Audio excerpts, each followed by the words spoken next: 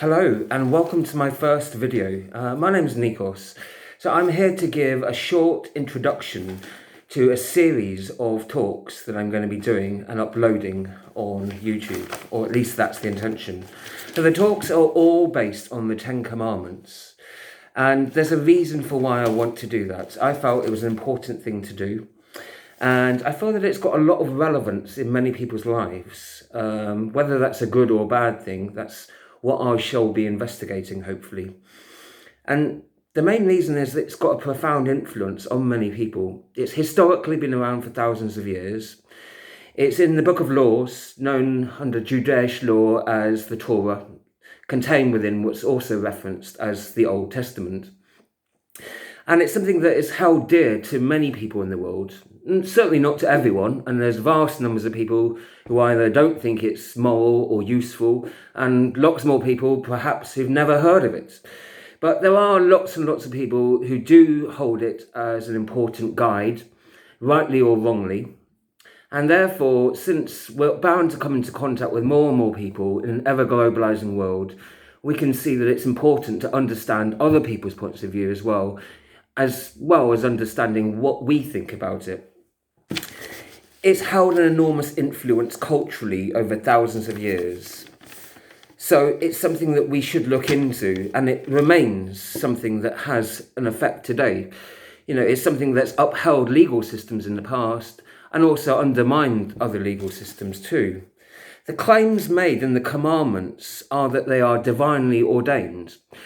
The story behind it loosely is that Moses goes up and reveals somehow to his people at the time, to the Jewish people at the time, that these were the commandments that God had spoken or commanded to him. And so they're also referred to as the Mosaic commandments. Now, I know that there are various other commandments where they're listed slightly differently, and those have developed over time. The ones that I will be referencing are these 10. To worship only God, not making idols, not committing blasphemy, not murdering, not lying, not having adultery, not stealing, not coveting their neighbour's things, honouring thy parents, and respecting the Sabbath. So those will be the 10 that I will be looking at. Even though there may be slightly different versions of those, I consider those 10 the true Mosaic original commandments. I know there are slight variations out there, but I think it's important in a world where we search for constants, something to depend upon as a guide. We need to assess all claims on their moral guidance and whether it's something that actually is useful and relevant to all people. So it's really something that we've all got a vested interest into looking at and researching.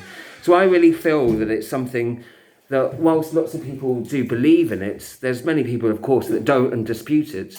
So we need to look at it as objectively as we can, without coming at it from a vested interest.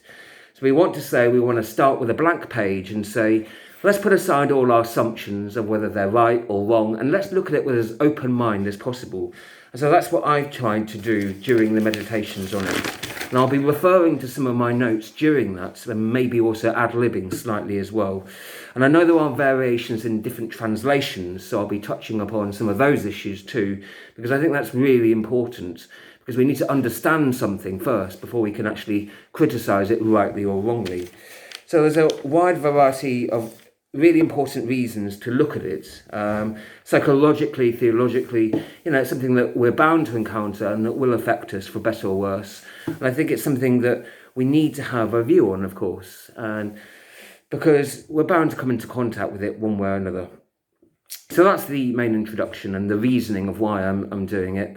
But of course, there's that phrase often quoted in the New Testament, where the question is asked how to inherit eternal life, and the answer at that point is given to keep the commandments. So some people do look on it as that important. So there's also a whole spiritual dimension, as well as legal, theological, and philosophical, and psychological too. So we'll be looking at it from a variety of different angles and perspectives, and looking at examining what are the actual reasoning behind those, and is there good moral justification for having it? Does it have a good universal appeal? Does it appeal to all different cultures, nations, tribes, races, religions? Is it something that can be worthy and of use to people from different cultures, from different centuries and different millenniums even? So that's, broadly speaking, the reasoning behind doing the investigation. And I hope that I haven't come at it from an assumption, and I've tried to clear myself of all my vested interests that we all have naturally.